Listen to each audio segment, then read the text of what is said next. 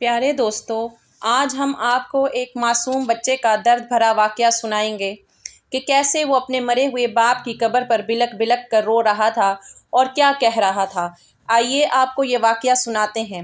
हज़रत ईसा अलैहिस्सलाम के ज़माने में दो गरीब मियाँ बीवी रहते थे। उनकी कोई औलाद ना थी। बहुत अरसे के बाद अल्लाह पाक ने उनको एक बेटे से नवाजा। हर माँ बाप की तरह वो माँ बाप भी अपने बच्चे से बहुत प्यार करते थे और उस बच्चे के बाप की ख्वाहिश थी कि जब मेरा बेटा बड़ा हो जाएगा तो मैं उसको हाफिज़ कुरान बनाऊंगा। लेकिन एक दिन ऐसा आया कि बाप काम पर गया और हादसे में उसकी मौत वाक़ई हो गई। जब घर में ये खबर आई तो माँ और बच्चे की रो रो कर बुरी हालत हो गई। माँ तो बिलक बिलक कर कह रही थी कि या अल्लाह, अब मैं किसके सहारे जीऊँगी, मेरा तो कोई और सहारा भी नहीं है। मेरे तो माँ बाप भी इस दुनिया से चले गए और मेरा एक ही सहारा था और वो भी आपके पास चला गया। मेरा छोटा सा बच्चा किसके सहारे जिएगा। बाप के कफन दफन का इंतज़ाम किया गया और वो बच्चा अभी छोटा था। माँ ने सोचा कि अब उस बच्चे को खिलाने के लिए मुझे ही मजदूरी करना पड़ेगी। वो लोगों के घरों में काम काज करने लगी। दिन को मेहनत मजदूरी करती, रात को कपड़े सिलाई करती थी ताकि वो अपने बच्चे को पेट भर कर 2 वक्त का खाना खिला सके। इसी तरह वक्त गुजरता गया और बच्चा 6 साल का हो गया। माँ ने इस बच्चे को एक मदरसे में दाखिल करवा दिया। बच्चे के फटे पुराने कपड़े होते थे, लेकिन वो बच्चा बहुत ज़हीन था। वो अपनी माँ के साथ 5 वक्त की नमाज भी अदा करता था।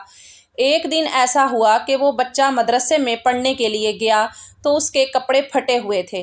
बाकी बच्चों ने उस बच्चे को देखकर इतना मजाक उड़ाया कि वो बच्चा सिसकता और रोता हुआ अपने घर वापस आ गया और अपने घर आकर अपनी माँ को सारा वाक़या बताया। माँ उसकी बातें सुनकर तड़पने लगी और अल्लाह से गिड़गिड़ा कर दुआएं मांगने लगी। जब माँ की रोते रोते आंख लग गई तो वो बच्चा सीधा अपने बाप की कब्र पर पहुंच गया। बच्चे की ये बातें सुनकर आपकी आंखों में भी आंसू आ जाएंगे। बच्चा अपने बाप की कब्र से लिपट गया और कहने लगा, अब्बू जान, मैं 2 दिन से भूखा हूँ, घर में खाने के लिए कुछ भी नहीं है। उस बच्चे के बाप के जाने के बाद उनका तो ये हाल हो गया कि उनको गुर्बत ने जकड़ लिया। बाप की कब्र के सरहाने 6 साल का बच्चा ज़ारो कितार रो रहा था, चीख रहा था, चिल्ला रहा था। इधर से हज़रत ईसा अलैहिस्सलाम का गुज़र हुआ।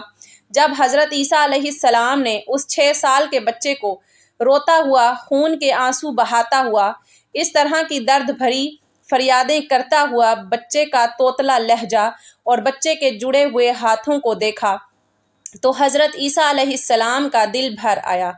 हज़रत ईसा अलैहिस्सलाम ने उस बच्चे के सर पर हाथ रखते हुए फरमाया, ए बच्चे, अगर तू अपने बाप से मिलना चाहता है तो मैं थोड़ी देर के लिए तेरे बाप को कब्र से बाहर निकालूं।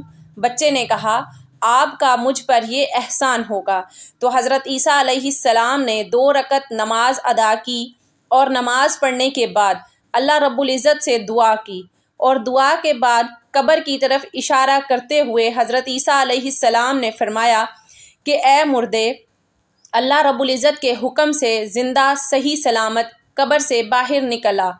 जैसे ही हज़रत ईसा अलैहिस्सलाम ने ये फरमाया कि ए मुर्दे, अल्लाह के हुक्म से बाहर निकल, तो एकदम कब्र फटी और अंदर से एक शख्स कलमा पढ़ता हुआ बाहर निकल आया, ला इलाहा इल्लल्लाह ईसा रूहुल्लाह, ये कहता हुआ बाहर निकल आया। उसके चेहरे पर नूर ही नूर था। अपने ऊपर से मिट्टी झाड़ता हुआ बाहर निकला। जैसे ही उसकी कब्र फटी तो हज़रत ईसा अलैहिस्सलाम को यूं महसूस हुआ कि उसकी कब्र तो जन्नत के बागों में से एक बाग बनी हुई है। सुबहान अल्लाह। उसकी कब्र के अंदर से खुशबू आ रही थी, अतर की खुशबू आ रही थी। ऐसा लगता था जैसे कब्र में जन्नत की खुशबू फैली हुई है। और वो शख्स जैसे ही बाहर निकला, अल्लाहु अकबर, अपने बेटे को देखा तो अपने बेटे के सर पर हाथ रखते हुए कहा, ए मेरे बेटे, मैंने तेरी फरियाद सुन ली है, मगर अपने दोनों कानों से बाप की एक नसीहत सुनो। जो मज़ा गुर्बत में है वो मज़ा अमीरी में नहीं है। जो सकून और इत्मीनान गुर्बत में मिलता है वो सकून और इत्मीनान अमीरी में नहीं मिलता। अब मेरी ज़िंदगी में तो सिर्फ सकून के सिवा कुछ नहीं है। میرے بیٹے، اگر تم سکون حاصل کرنا چاہتے ہو تو اللہ کے حضور جھک جاؤ، اللہ کی چوکھٹ پر جھک جاؤ۔ جب بھی مانگنا تو اللہ رب العزت سے مانگنا، جب بھی جھکنا تو اللہ تعالیٰ کے سامنے جھکنا، کسی اور سے نہ مانگنا۔ تیرے باپ نے اپنی ساری زندگی غربت میں گزار دی، میں 3 دن کے فاقے کاٹتا تھا، 3 دن کھانے کو کچھ نہیں ملتا تھا۔ جب صبح کو کھاتا تو شام کو کچھ نہ ہوتا، جب شام کو کھاتا تو صبح کو کچھ نہ ہوتا تھا۔ میں نے جب بھی کھایا تیری ماں کو بھی کھلایا، حلال کا لقمہ کھلایا۔ میں نے جب بھی مانگا تو صرف اپنے رب سے مانگا اور کسی کے آگے اپنے ہاتھ کو نہیں پھیلایا۔ میرے بیٹے، اگر تم اللہ کے نیک بندے بننا چاہتے ہو تو جا غربت کی زندگی بسر کر۔ یہ 4 دن کی زندگی ہے، گزر جائے گی، اس کے بعد کیا ہوگا؟ موت آئے گی۔ اللہ اکبر۔ مر جانے کے بعد جب تو قبر میں اٹھایا جائے گا تو پھر دیکھے گا کہ قبر کے اندر نور ہی نور ہوگا۔ باپ نے اس 6 سال کے بیٹے کو یہی درس دیتے ہوئے کہا، جب بھی مانگنا اللہ رب العزت سے مانگنا، غربت کی زندگی بسر کرنا، کیونکہ اسی میں سکون ہے۔ اور ایک لقمہ کھانا، ایک گھونٹ پانی کا پینا، اور ایک گھونٹ پانی کے پینے کے ساتھ ساتھ جب سانس لینا تو اپنے رب کا شکر ادا کرنا۔ یہ کہتے ہوئے ایک بار پھر سے وہ شخص کلمہ پڑھتا ہوا اور حضرت عیسیٰ علیہ السلام کی زیارت کرتے ہوئے یہ شخص ایک بار پھر سے مر گیا۔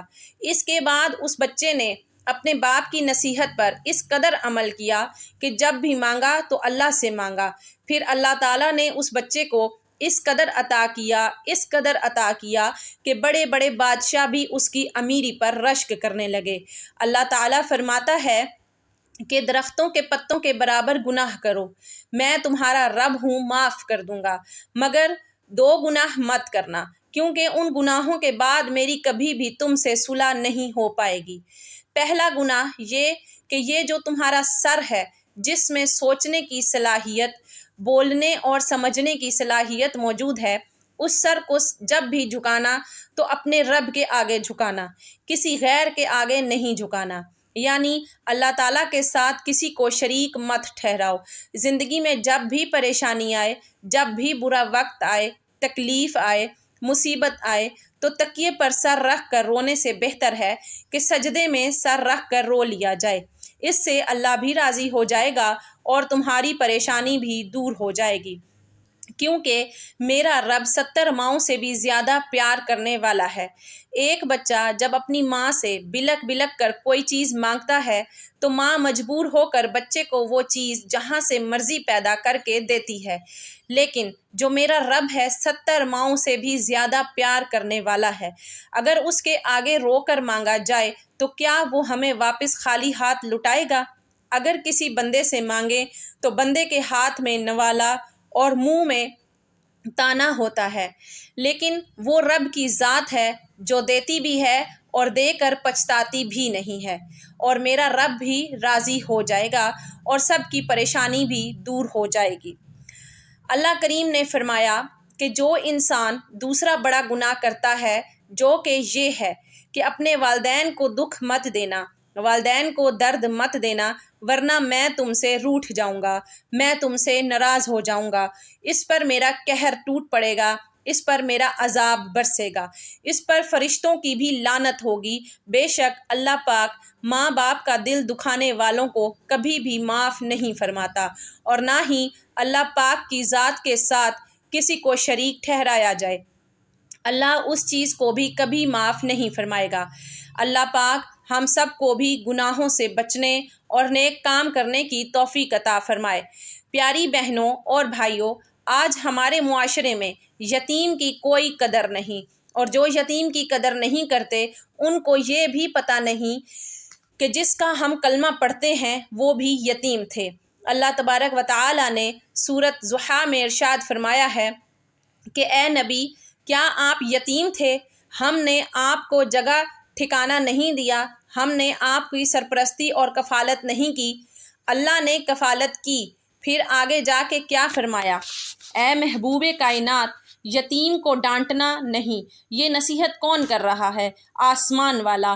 اور کس کو کی جا رہی ہے؟ مدینے والے 2 جہاں کے سردار کو اور محبوب کائنات کو، کہ اے محبوب کائنات یتیم کو ڈانٹنا نہیں۔ تو جب محبوب کائنات کو آسمان سے یہ آرڈر مل رہا ہے کہ یتیم کو ڈانٹنا نہیں، تو آج ہم ان یتیموں کے ساتھ کیا کر رہے ہیں؟ جس کا والد فوت ہو جاتا ہے تو علاقے میں، محلے میں نہ اس کی تعلیم کی فکر، نہ اس کی تربیت کی فکر، اور وہ ایک غریب کی زندگی گزار رہا ہوتا ہے جو کہ قابل ترس ہے۔ تو پیاری بہنوں اور بھائیوں، اللہ تبارک و تعالی نے یتیم کی قدر اور اس کی تکریم کا حکم دیا ہے، بلکہ اللہ تعالیٰ فرماتے ہیں اے محبوب کائنات کہ جو قیامت کے دن جھٹلائے جائیں گے، ایسا شخص آپ نے دیکھا؟ پھر اللہ پاک نے خود ہی بتلا دیا، جو یتیم کو دھتکارتا ہے، ڈانٹتا ہے، اسے جھگڑا کرتا ہے، یہی وہ شخص ہے، اللہ اکبر، جو قیامت کے دن منکر ہوگا۔ اگر یہ قیامت کے دن کا منکر نہ ہوتا تو آج یتیم کی عزت کر رہا ہوتا، بلکہ دوسرے مقام پہ اللہ رب العزت نے ارشاد فرمایا کہ جو آدمی کسی یتیم کے سر پر ہاتھ پھیرے، جتنے اس بچے کے سر کے بال اس کے ہاتھ کے نیچے آئیں گے، اتنی ہی اللہ تبارک و تعالیٰ اسے نیکیاں عطا فرمائے گا، اس کے گناہ مٹا دے گا۔ بلکہ اللہ پاک نے یتیم کے مال کی خود حفاظت کی۔ اللہ تبارک و تعالیٰ کی قدرت دیکھیے کہ سورہ کہف کے اندر اللہ تبارک و تعالیٰ نے کیا ارشاد فرمایا کہ میں نے 2 نبیوں کو بھیجا اور وہ دیوار ٹھیک کرانے لگے، حضرت خضر علیہ السلام اور حضرت موسیٰ علیہ السلام، کیونکہ یہ زمین کے اندر جو دیوار کھڑی ہے وہ یتیموں کی ہے، اور وہ بیچارے ان کے نیچے ان کا خزانہ چھپا ہوا ہے۔ یہ ابھی چھوٹے ہیں، ان کو پتہ نہیں کہ ان کا باپ بڑا نیک صالح تھا، عبادت گزار تھا، وہ فوت ہو گیا۔ اب 2 نبیوں کو بھیج کے اس کے گھر کی دیوار ٹھیک کرائی جا رہی ہے کہ یہ جب بڑے ہو جائیں گے اور پھر جب ان کی دیوار گرے گی تو وہاں سے خزانہ اپنا لے سکتے ہیں۔ تو اللہ تبارک و تعالیٰ نے یتیم کی قدر کی بار بار تلقین کی ہے، لہٰذا ہمیں بھی سمجھنا چاہیے، یتیموں پر خرچ کرنا چاہیے، یتیموں پر شفقت کا ہاتھ پھیرنا چاہیے، یتیموں سے محبت کرنی چاہیے، تعلیم یا اخراجات، باقی ذمہ داریاں وہ بھی لے لینی چاہیے۔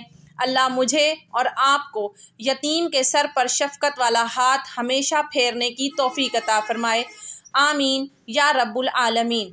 پیارے دوستو، آج کا واقعہ امید کرتی ہوں کہ آپ کو بے حد پسند آیا ہوگا۔ اگر ہماری آج کی ویڈیو آپ کو پسند آئی ہے تو جاتے جاتے اس ویڈیو کو لائک ضرور کر کے جائیے گا، اور مزید ایسی ہی ویڈیوز حاصل کرنے کے لیے ہمارے اس چینل کو سبسکرائب کر کے ہماری فیملی کا حصہ ضرور بنیے گا۔ اپنا اور اپنے سے جڑے اپنے پیاروں کا بہت سا خیال رکھیے گا۔ اللہ حافظ۔